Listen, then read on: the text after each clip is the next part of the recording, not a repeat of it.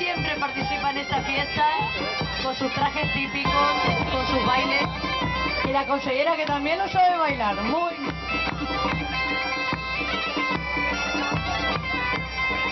La política no está reñida con bailar.